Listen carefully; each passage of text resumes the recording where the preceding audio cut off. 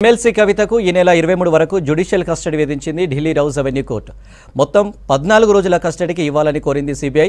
అయితే 9 రోజుల జ్యుడిషియల్ కస్టడీకి ఇచ్చింది ట్రయల్ కోర్టు. దీంతో ఆమెను తిరిగి తిహార్ జైలుకు తరలించారు అధికారులు.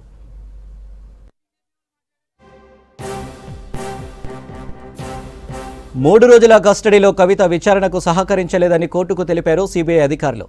శరత్ చంద్రారెడ్డి నుంచి తీసుకున్న 14 కోట్ల వ్యవహారంపై కవితను ప్రశ్నించామని, లేని భూమి ఉన్నట్టుగా చూపి అమ్మకానికి పాల్పడడంపై ఆమె ఎలాంటి సమాధానం ఇవ్వలేదన్నారు. ఉద్దేశపూర్వకంగా తప్పుదోవ పట్టించేలా కవిత సమాధానాలు చెప్పారని కోర్టుకు వివరించింది సిబిఐ. మాగుంట శ్రీనివాసరెడ్డి, గోరంట్ల బుచ్చిబాబు, శరత్ చంద్రారెడ్డి, విజయ్ నాయర్తో జరిగిన సమావేశాలపై ప్రశ్నించామని, వీటికి కూడా సూటిగా సరైన సమాధానాలు ఇవ్వకుండా తప్పుదోవ పట్టించేలా వ్యవహరించారని ఆరోపించారు సిబిఐ అధికారులు. ఆమె విచారణను, సాక్షులను ప్రభావితం చేయగలిగిన పలుకుబడి కలిగిన వ్యక్తి అని చెప్పారు.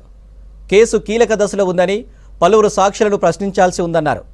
కేసుకు సంబంధించిన ఆధారాలను ధ్వంసం చేయడంతో పాటు చెరిపేసే అవకాశం ఉందన్నారు సిబిఐ అధికారులు. కేసుకు సంబంధించి డిజిటల్ పరికరాలను, డాక్యుమెంట్లను పరిశీలించాల్సి ఉందని వివరించారు సిబిఐ అధికారులు. ఈ పరిస్థితిలో ఆమెకు 14 రోజుల పాటు జ్యుడిషియల్ రిమాండ్ విధించాలని 14 పేజీల అప్లికేషన్ దాఖలు చేశారు. సిబిఐ వాదనలు విన్న కోర్టు 9 రోజుల కస్టడీకి అనుమతిస్తూ విచారణను ఏప్రిల్ 23 వరకు వాయిదా వేసింది. మరోవైపు ఈడీ కేసులో కవిత రెగ్యులర్ బెయిల్ పిటిషన్పై రేపు విచారణ జరపనుంది రౌజ్ అవెన్యూ కోర్టు. విచారణ సందర్భంగా కవితపై ప్రత్యేక కోర్టు జడ్జి కావేరి భవేజ ఆగ్రహం వ్యక్తం చేసినట్లు సమాచారం.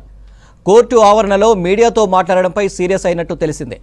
జర్నలిస్టులు ప్రశ్నలు అడిగినా ఎలా మాట్లాడతారంటూ ఆగ్రహం వ్యక్తం చేసినట్టు సమాచారం. ఇంకోసారి ఇలా మాట్లాడవద్దంటూ వార్నింగ్ ఇచ్చినట్టు తెలిసిందే.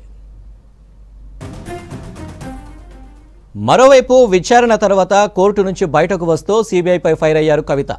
బయట బీజేపీ వాళ్ళు అడిగేదే లోపల సిబిఐ వాళ్ళు అడుగుతున్నారని ఆరోపించారు.